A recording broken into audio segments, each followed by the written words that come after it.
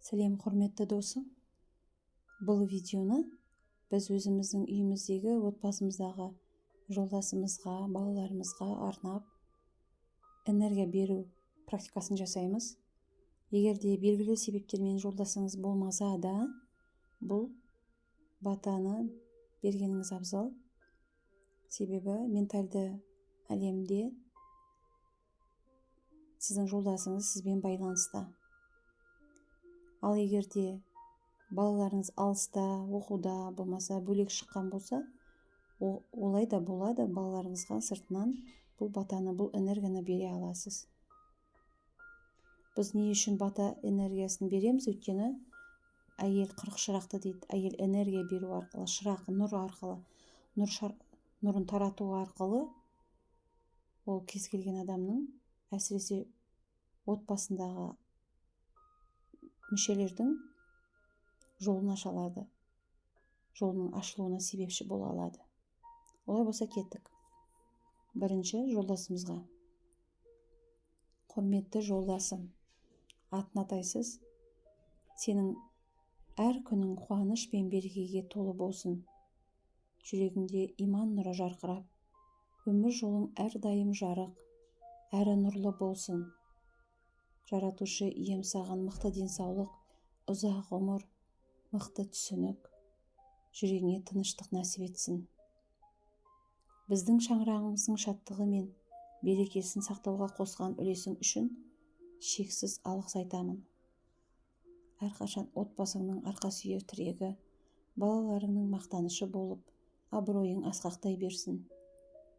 Барлық бастаған істерің сәтті болып, еңбегіңнің жемісін көр. Жанымызда әрдайым аман есен жүріп, бірге әдемі қартаюды жазсын жарығым. Саған деген құрметім мен сүйіспеншілігім мәңгілік. Келесі батаны балаларымызға арнаймыз, ұл балаларға. Егер ұл балаларыңыз көп болса, онда құрметті ұлым деп бастай берсеңіз болады. Қымбатты ұлым, атын атайсыз, Алланың нұры жауып, жүрегің әрқашан иманға толы болсын. Ақ жүрегің адалдық пен мейірімге, махаббат пен қайырымдылыққа толып, өмірде тек жақсылықтар орын алсын. Білімге құштар, ізгі ниетті, еңбекқор, ата-анаңа құрмет көрсететін, елін сүйетін азамат бол. Арманыңа жету жолында сенімді қадам басып, әрбір ісің берекелі болсын. Достарың адал, жолдастарың сенімді болсын. Өмірің мәнді, денсаулығың мықты, бақытың баянды болсын. Рухани бай, саналы бол. Материалды дүние байлығың мол болсын. Ақылмен жұмса. Еліңе пайдаң болсын. Абыройың асқақ болсын. Қарапайым, кішіпейім бол. Аман бол, 100 жаса. Егер де үйленбеген болса, мына сөзді айтамыз.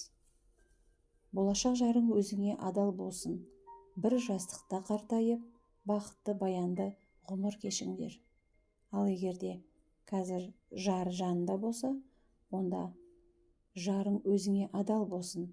Бір жастықта қартайып, бақытты баянды ғұмыр кешіңдер деп жалғастырамыз. Келесі батаны қызымызға, болмаса қыздарыңызға арнайсыздар. Қымбатты менің қызым, атын атайсыз, сенің жүрегің мейірім мен махаббатқа толы, жаның пәк, ниетің ақ болсын. Ар мен ұятты биік ұстайтын, әдепті, ізетті, ақылды ару болып өс.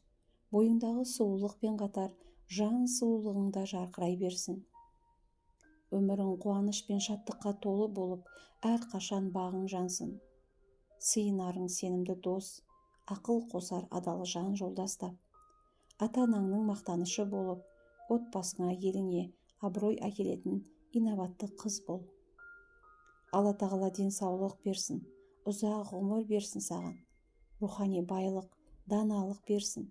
Материалды дүние байлығыңды молайтып берсін. Жүрегіңде тыныштық болсын. Өміріңе береке нәсіп етілсін. Әрқашан бақытты бол. Періштелер қорған болсын. Саған бақ қарасын, қыдыр дарысын, әулие ата рухтары желеп жебеп жүрсін айналайын. Бұл бата тілектерді таңертеңгі уақытта отбасы мүшелеріне арнап айтамыз. Ең керемет дүние, пайғамбарымыз саллаллаху алейхи уассалам дүниеде 3 нәрсе қайтарылмайды дейді. Соның бірі ата-ананың балаға арнап айтылған тілектері. Бұл міндетті түрде орындалатыны сөзсіз.